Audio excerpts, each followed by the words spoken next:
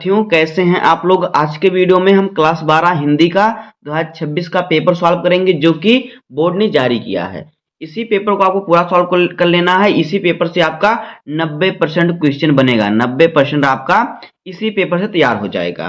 तो आज के वीडियो में इस पूरे पेपर को सॉल्व करेंगे। तो अगर आप वीडियो पे नए हैं तो वीडियो को लाइक कर दीजिए, चैनल पे नए हैं तो सब्सक्राइब कर दीजिए, बेल आइकन को प्रेस कर दीजिए, क्योंकि बोर्ड एग्जाम के हर सब्जेक्ट का हर इंपॉर्टेंट टॉपिक आपको इस चैनल पर डेली मिलता रहेगा। तो देखिए, अगर आप भी बोर्ड एग्जाम 2026 में 90% लेके आना चाहते हैं तो कमेंट में लिखिए यस सर। अगर आप 90% तक आपका जज्बा है, मेहनत है, तो आप यस सर कमेंट में जरूर लिखिए। तो अब हम वीडियो को स्टार्ट करते हैं। देखिए, समय हमारा होता है 3 घंटे 15 मिनट का और पूर्णांक होता है 100 नंबर का। उसके बाद देखिए, मैं नोट में दिया है, पर हम नोट को ध्यान से पढ़ेंगे, उसी के अनुसार हम पेपर को हल करेंगे। तो नोट में दिया है कि प्रारंभ के 15 मिनट परीक्षार्थियों को प्रश्न पत्र पढ़ने के लिए निर्धारित है। दूसरा है, इस प्रश्न पत्र में 2 खंड हैं, दोनों खंडों के सभी प्रश्नों का उत्तर देना आवश्यक है। उसके बाद देखिए, हमारा आ गया खंड का। तो देखिए, खंड का में हमारा जो है क्या है, देखिए पहला प्रश्न और दूसरा प्रश्न बहुविकल्पीय प्रश्न होगा। पहला प्रश्न में आपको 5 प्रश्न मिलेगा जो कि हिंदी गद्य साहित्य से होगा, और दूसरे प्रश्न में आपको मिलेगा 5 प्रश्न जो कि हिंदी पद्य साहित्य से होगा। इस प्रकार से आपके 10 बहुविकल्पीय प्रश्न हो जाएंगे, जहां से आपको 10 नंबर मिल जाएगा। तो देखिए, हमारा यहाँ पे प्रश्न संख्या पहले का वाला है कि हिंदी गद्य साहित्य में 1918 से 1938 तक का काल को किस नाम से अभिहित किया गया है। पहला ऑप्शन है शुक्ल युग, दूसरा ऑप्शन है शुक्लोत्तर युग, तीसरा ऑप्शन है द्विवेदी युग, और चौथा ऑप्शन है इनमें से कोई नहीं।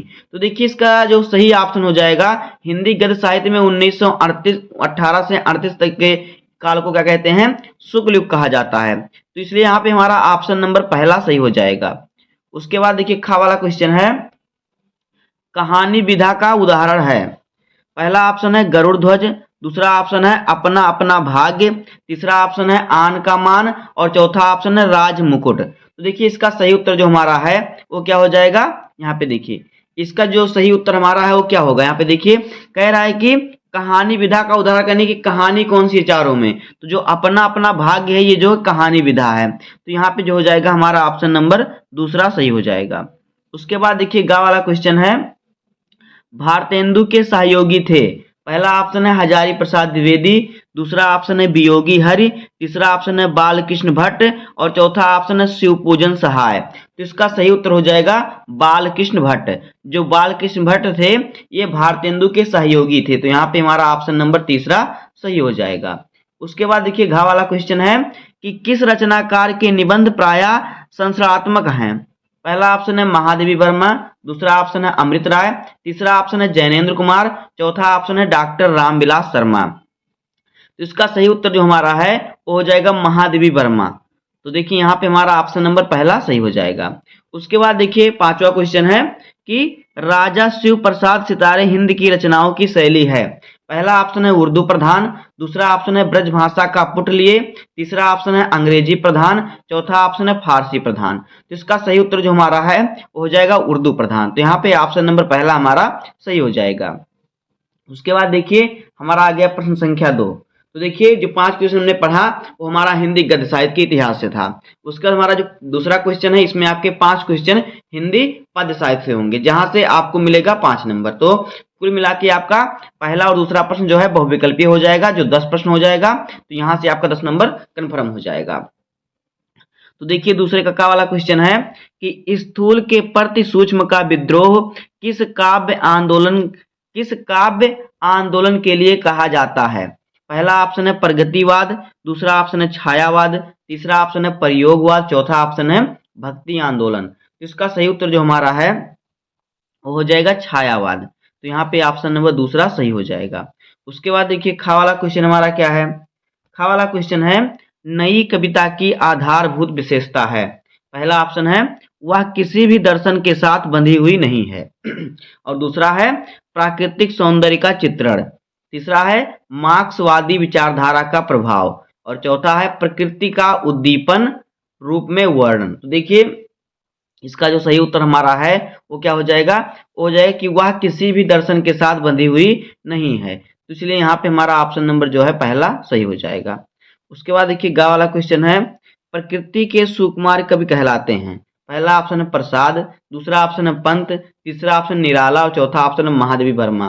तो प्रकृति के सुकुमार कवि जो हैं वो सुमित्रा नंदन पंत कहलाते हैं। क्यों? क्योंकि इन्होंने प्रकृति के बारे में ज्यादा कविताएं लिखी हैं। तो इसलिए यहाँ पे देखिए हमारा जो है ऑप्शन नंबर दूसरा सही हो जाएगा।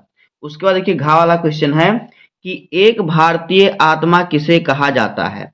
पहला ऑप्शन है माखनलाल चतुर्वेदी, दूसरा ऑप्शन है हरिवंश राय बच्चन, तीसरा ऑप्शन है दिनकर, चौथा ऑप्शन है श्याम नारायण पांडे। तो देखिए एक भारतीय आत्मा माखनलाल चतुर्वेदी को कहा जाता है, तो इसलिए यहाँ पे हमारा ऑप्शन नंबर जो है पहला सही हो जाएगा।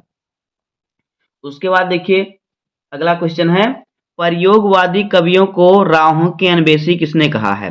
पहला ऑप्शन है धर्मवीर भारती, दूसरा ऑप्शन है अज्ञेय, तीसरा ऑप्शन है मुक्तिबोध, चौथा ऑप्शन है नामवर सिंह। तो इसका सही उत्तर जो हमारा है वो हो जाएगा अज्ञेय।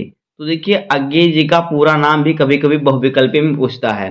तो अज्ञेय जी का पूरा नाम क्या है? सच्चिदानंद धीरानंद वात्सायन। तो इसके बाद देखिए इस प्रकार से हमारा जो है 10 बहुविकल्पी प्रश्न हो जाएगा, जहां से आपका 10 नंबर हो जाएगा कन्फर्म। तो इस प्रकार से आपके हिंदी गद्य और पद्य साहित्य से मिलाकर 10 बहुविकल्पी प्रश्न आएंगे। उसके बाद देखिए हमारा प्रश्न संख्या तीसरा क्या है? देखिए तीसरा प्रश्न हमारा है निम्नलिखित गद्यांश का संदर्भ देते हुए किसी एक के नीचे दिए गए प्रश्नों के उत्तर दीजिए। यहाँ पे देखिए हमें गद्यांश दिया है और गद्यांश को हम पढ़ेंगे तो उसके नीचे हमें 5 प्रश्न दिए जाते हैं। 5 प्रश्नों का उत्तर लिखने पर आपको मिलेगा 10 नंबर। यहाँ पे देखिए तो पहले हम गद्यांश को पढ़ते हैं, उसके बाद देखते हैं इस पर क्वेश्चन में क्या दिया हुआ है। तो यहाँ पे देखिए गद्यांश है कि इसलिए मैं मानता हूं कि दुख भगवान का वरदान है। देखिए पिछले साल ये जो है आपहृत गद्यांश में दिया था उठा के। अहम और किसी औषधि से गलता नहीं। अहम का अर्थ होता है घमंड, घमंड किसी दवा से नहीं गलता। दुख ही भगवान का अमृत है। वह क्षण सचमुच ही भाग्य उदय का होता है अगर हम उसमें भगवान की कृपा को पहचान लें। आगे देखिए उसका हमारा रेखांकित अंश है कि उस क्षण यह सरल होता है कि हम अपने से मुड़ें और भाग्य के सम्मुख हों। बस इस सम्मुखता की देर है कि भाग्य उदय हुआ रखा है। असल में उदय उसका क्या होना है, उसका आलोक तो कण कण में व्याप्त सदा सर्वदा है ही।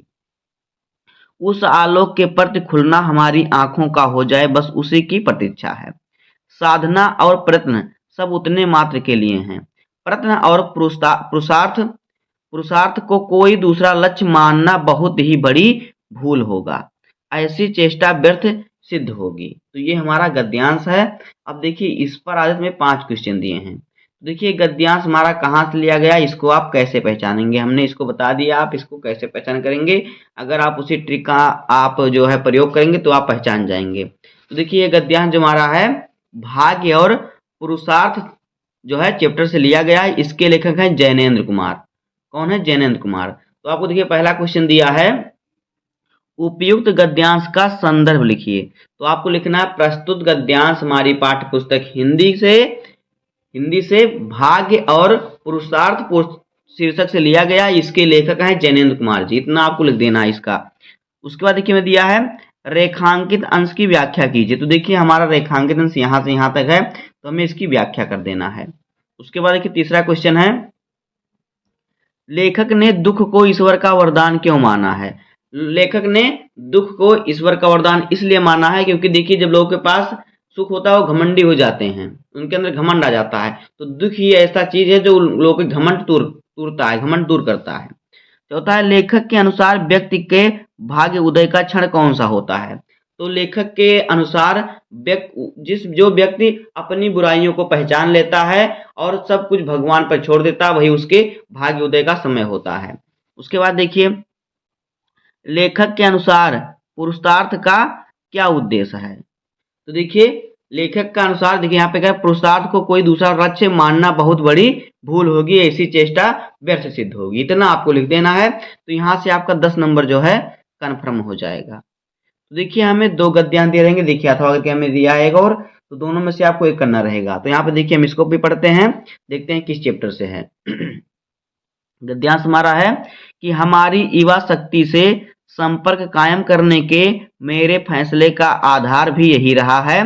उनके सपनों को जानना और उन्हें बताना कि अच्छे भले पूरे और सुख सुविधाओं से पूर्ण जीवन के सपने देखना तथा स्वर्णिम युग के लिए काम करना सही है। आप जो भी कुछ करें वह आपके हृदय से किया गया हो।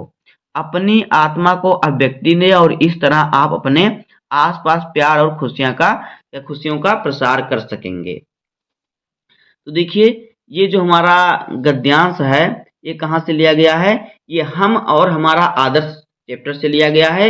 इसके लेखक हैं डॉक्टर एपीजे अब्दुल कलाम। जहाँ पे युवा आ जाए और फिर क्या देखिए स्वर्णिम युग आ जाए, हमने आपको बताया है ट्रिक। तो वहाँ पे क्या है, हम और हमारा आदर्श चैप्टर है। तो यहाँ पे है हम और हमारा आदर्श चैप्टर है। इसके लेखक हैं डॉक्टर एपीजे अब्दुल कलाम। तो देखिए हमें क्वेश्चन दिया, हम क्वेश्चनों को सॉल्व करते हैं। कह रहा है कि उपयुक्त गद्यांश का संदर्भ लिखिए। तो आपको लिख देना प्रस्तुत गद्यांश हमारी पाठ्य पुस्तक हिंदी के हम और हमारा आदर्श शीर्षक से लिया गया है, जिसके लेखक हैं डॉक्टर एपीजे अब्दुल कलाम। दूसरा है रेखांकित अंश की व्याख्या कीजिए। तो आपको देखिए यहाँ से यहाँ तक की व्याख्या कर देना है बस। उसके बाद देखिए हमारा अगला क्वेश्चन है, क्वेश्चन नंबर तीसरा, कि स्वर्णिम युग के लिए कार्य करना कब सही है।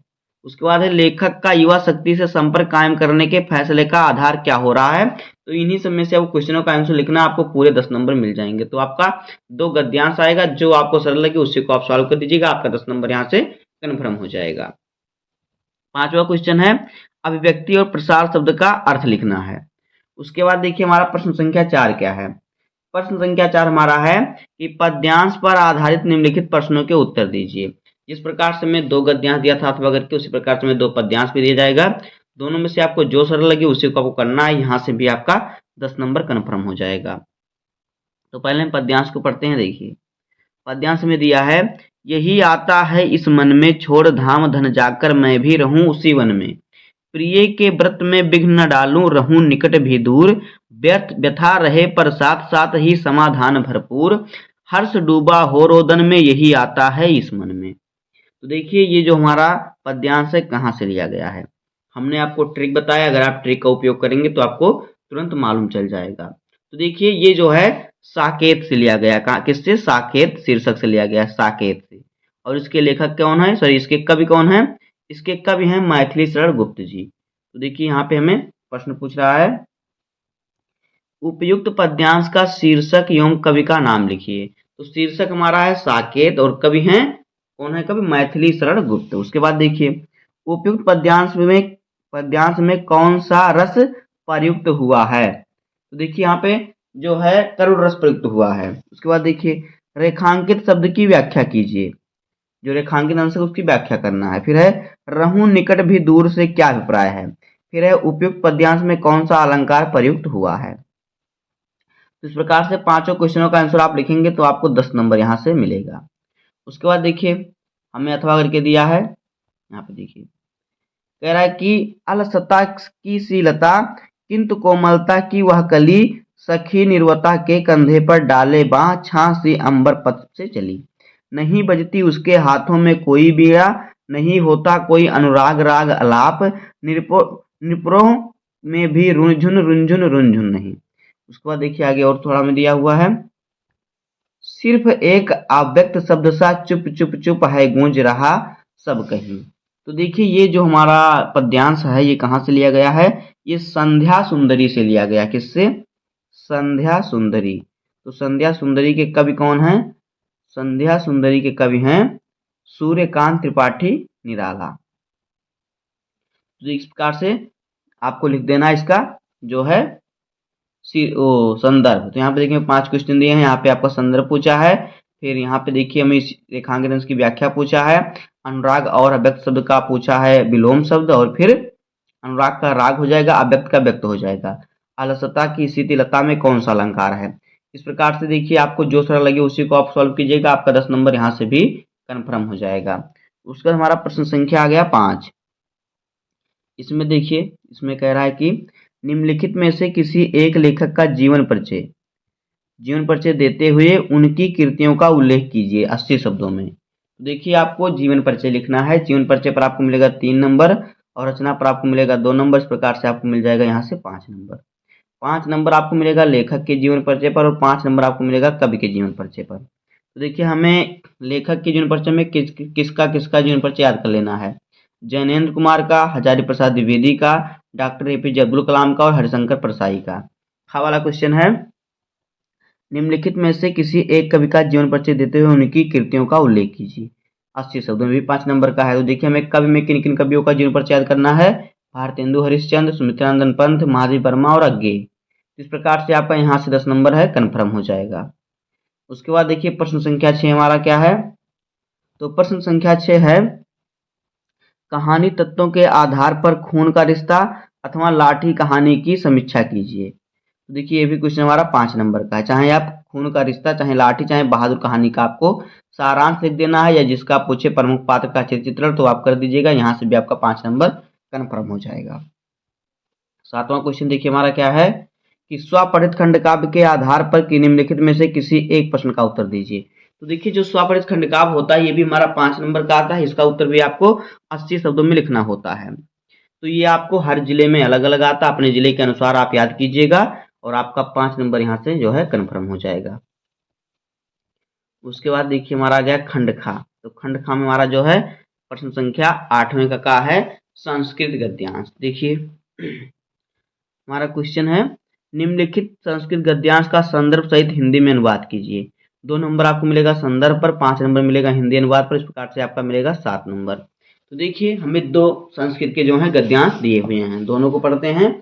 जो सरल लगेगा आपको बोर्ड एग्जाम में उसी को करना है। तो देखिए यहाँ पे दिया है, याज्ञवल्क्य की उपाच ना व अरे मैत्रिय। तो देखिए ये हमने पढ़ लिया है। ये देखिए कहाँ से आया है इसको आप जान लिए। अगर मैत्रिय आ गया, याज्ञवल्क्य आ गया तो एक ही चैप्टर से लिया गया है। तो आत्मज्ञ एवं सर्वज्ञ चैप्टर से लिया गया है। इतना आपको संदर्भ लिख देना है और हिंदी में अनुवाद कर देना, आपको यहाँ से 7 नंबर मिल जाएगा। उसके बाद देखिए 8वां करके हमें दिया है कि जन्मतः 10वें दिने शिवम भजेदम इति बुद्धया पिता। देखिए मूल शंकर दिया हुआ यहाँ पे ना, तो ये कहाँ से है, महर्षि प्रज्ञानंदा जो चैप्टर है उस चैप्टर से लिया गया है। तो इस प्रकार से आपको संदर्भ लेकर उसका हिंदी में अनुवाद कर देना है। तो यहाँ से भी आपका 7 नंबर कन्फर्म हो जाएगा। हमने आपको बता दिया पहचानने का तरीका। अगर आप वीडियो मेरा डेली देखते हैं तो आपको मालूम होगा कि कौन सा संदर्भ, कौन सा पाठ, कौन सा गद्यांश पदन कैसे पहचानते हैं, किस चैप्टर का है, इसके लेखक कौन है।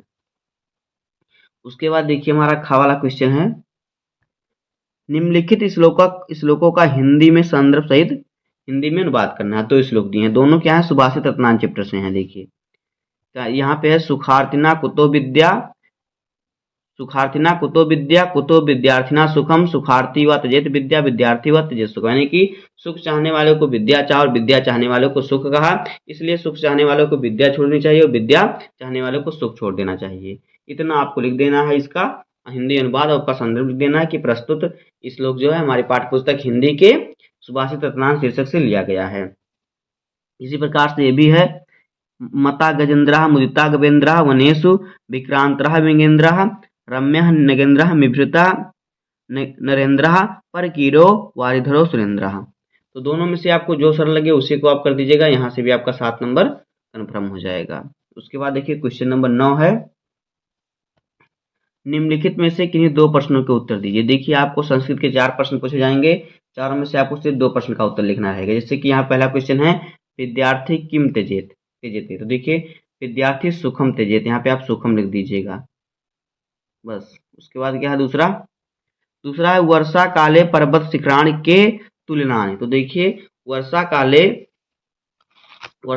पर्वत जो पर्वत के शिखर पर मतलब कि किसकी तुलना होती है, तो बादलों की। मेघे हो जाएगा, क्या मेघे, इस प्रकार से मेघे। उसके बाद देखिए क्या है तीसरा, महर्षि दयानंद गुरु का आसित। यानी महर्षि दयानंद के गुरु कौन थे, तो कौन थे गुरु, स्वामी बिरजानंद। स्वामी बिरजानंद, इतना आप लिख दीजिएगा, बिरजानंदा आप लिख सकते हैं। उसके बाद देखिए क्या है, श्री मालवीय दिरसा पुरुषा आसित। तो श्री मालवीय जो थे महान देशभक्त, सुयोग्य नेता, उदार और विद्वान पुरुष थे। इतना आपको लिख देना है। तो आपको देखिए 4 में से सिर्फ 2 प्रश्न का उत्तर लिखना है। उसके बाद देखिए प्रश्न संख्या 10वें का वाला क्वेश्चन है, भयानक रस अथवा अद्भुत रस की परिभाषा उदाहरण सहित लिखिए, आपको 2 नंबर मिल जाएगा। फिर है अनुप्रास अलंकार और फिर अन्वय अलंकार की परिभाषा उदाहरण सहित लिखिए, इस पर भी 2 नंबर मिल जाएगा।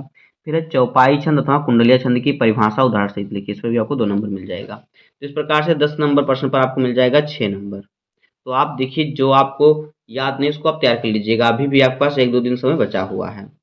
उसके बाद हमारा प्रश्न संख्या 11 है, निम्नलिखित में से किसी एक विषय पर निबंध लिखिए। तो देखिए, आपको निबंध जो लिखना होगा 3 पेज में लिखना होगा। निबंध आपका 9 नंबर का आता है, इसको आपको कम से कम 300 शब्दों में लिखना होगा। तो देखिए, हमें निबंध क्या-क्या दिया हुआ है। आतंकवाद समस्या और समाधान, एक रोमांचक बस यात्रा, मेरे प्रिय उपन्यासकार प्रेमचंद, शिक्षा में खेलकूद का स्थान। तो यहाँ में से आपको देखिए 4 टॉपिक दिए हैं, 4 में से किसी एक पर निबंध लिखना होगा, जहाँ से आपको मिल जाएगा 9 नंबर। उसके बाद देखिए प्रश्न संख्या 12 में हमारा है का वाला क्वेश्चन, नयनम का संधि विच्छेद है।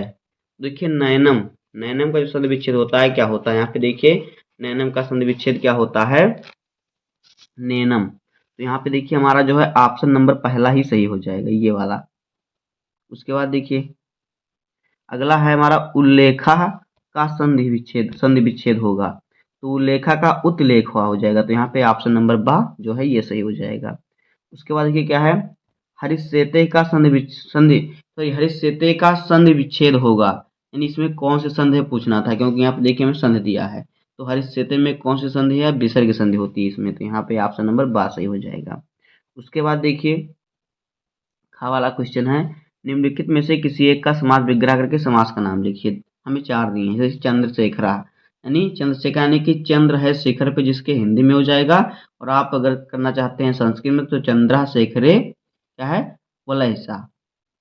तो चंद्रा शेखरे यशसा, यानी कि यहाँ पे बहुब्रीहि समास है, यानी जिसके शिखर पर चंद्रमा है। घन श्यामा, यानी घन यु श्यामा अगर संस्कृत में करना चाहते हैं तो घन यु श्यामा, और फिर अगर आप करना चाहते हैं हिंदी में तो घनश्यामा, यानी कि जो बादलों के समान सांवले हैं, यानी कि श्री कृष्ण। तो यहाँ पे भी बहुब्रीहि समास हो जाएगा। यथाशक्ति, यानी जिसके पास बहुत शक्ति हो, तो यहाँ पे हो जाएगा अव्ययी भाव समास। फिर प्रत्यक्षम, यानी जिस सामने हो, तो इसको हम अगर करेंगे संस्कृत में तो हो जाएगा हमारा क्या हो जाएगा, देखिए अक्षरः प्रत्यय, यानी आंखों के सामने, तो यहाँ पे भी अव्ययी भाव समास हो जाएगा। उसके बाद देखिए हमें पत्र लिखने के लिए आता है, तो यहाँ पत्र है कि आपके विद्यालय में पुस्तकालय में हिंदी पत्रिकाओं की पत्रिकाएं नहीं मंगाई गई हैं, इसकी शिकायत करते हुए प्रधानाचार्य को एक पत्र लिखिए, अथवा अपने जन्मदिन पर मित्र द्वारा भेजे गए उपहार के लिए धन्यवाद पत्र लिखिए। तो दोनों में से आपको कोई एक पत्र बोर्ड एग्जाम में लिखना होगा, जहाँ से आपको मिल जाएगा 8 नंबर। उसके बाद देखिए 14 नंबर का पहले वाला क्वेश्चन है, कह रहा है कि निम्नलिखित में से किसी एक शब्द का 2 अर्थ लिखिए, सॉरी एक शब्द का प्रत्यय लिखिए। देखिए गुणवान, गुणवान में क्या है, देखिए गुणवान में वान प्रत्यय है, प्रभुत्ता में ता प्रत्यय है, और फिर देखिए क्या है, रूपवती में वती प्रत्यय है, क्या है, वती प्रत्यय है। तो इस प्रकार से आपको सिर्फ एक का लिखना होगा, आपको 1 नंबर मिल जाएगा। उसके बाद देखिए क्या है दूसरा वाला, निम्नलिखित में से किसी एक शब्द के धातु एवं प्रत्यय का योग स्पष्ट कीजिए। तो देखिए दत्वा में दा धातु है, कत्व प्रत्यय है। फिर हमारा गता है, गता में क्या है, गम धातु है और ता प्रत्यय है। फिर एक कृता है, कृता में क्री धातु और ता प्रत्यय है। तो आपको सिर्फ एक लिखना होगा, जहां से आपको 1 नंबर मिल जाएगा। उसके बाद देखिए खा वाला क्वेश्चन है, रेखांकित पदों में से किसी एक पद का प्रयुक्त विभक्त और संबंधी नियम का उल्लेख कीजिए। पहला है देखिए कृष्णम परितः गोपा सन्ति, गोपा। दूसरा है सह कर्णे वधिरा सन्ति, और फिर तीसरा है रामस्य माता। तो देखिए इसका हम करते हैं कृष्णम परिता गोपा वाले का। तो इसमें देखिए क्या है, देखिए इसमें पद जो है, इसमें पद हो जाएगा कृष्ण, पद हो जाएगा कृष्णम इसमें, और फिर इसमें जो विभक्ति हो जाएगी द्वितीय विभक्ति हो जाएगी। इसमें पद हो जाएगा हमारा कृष्णम, विभक्ति हो जाएगी द्वितीय विभक्ति, द्वितीय विभक्ति। और फिर देखिए नियम इसमें लगेगा चारों ओर, परिता का अर्थ होता है चारों ओर, इसमें नियम लगेगा परिता का। तो इस प्रकार से दोस्तों क्लास 12 हिंदी का 26 का पेपर हो जाएगा, जो बोर्ड की वेबसाइट पर अपलोड हुआ है। तो इसी प्रकार से आपको सॉल्व करना है। अगर आप वीडियो पर आए तो वीडियो को लाइक कर दीजिए, चैनल पर नए सब्सक्राइब कर दीजिए, बेल आइकन को प्रेस कर दीजिए, क्योंकि बोर्ड एग्जाम के हर सब्जेक्ट का हर इंपॉर्टेंट टॉपिक का वीडियो आपको डेली मिलता रहेगा। तो मिलते हैं किसी नेक्स्ट वीडियो में, तब तक के लिए धन्यवाद, जय हिंद।